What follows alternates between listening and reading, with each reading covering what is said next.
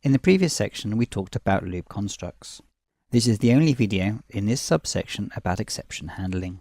In this video, we'll look at how to handle exceptions by using the try-catch structure, what the exception class structure looks like, and how errors, runtime exceptions, and checked exceptions are related.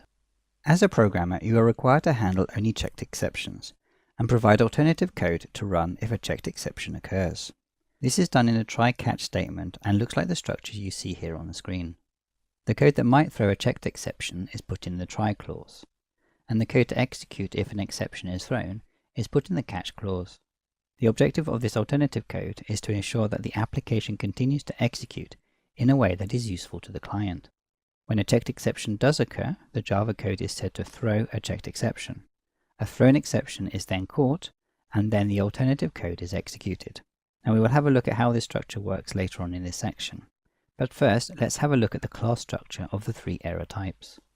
In the diagram, you can see at the top of the class structure is the throwable class, and the three error types are all subclasses of this parent class. The error and the runtime exception classes are colored red to show that they are unchecked exceptions, and do not need to be handled by the programmer, although they can be. Some examples of runtime exceptions are shown and include null pointer exception and index out of bounds exception. You met these two exceptions earlier on in the course when you were learning about arrays. These are exceptions that usually occur as a result of poor coding, and is your responsibility to write code that ensures that these exceptions never occur. This is why you are not required to handle them, as they really ought not to occur. The exception class is colored blue to show that these are the checked exceptions that should be caught and dealt with.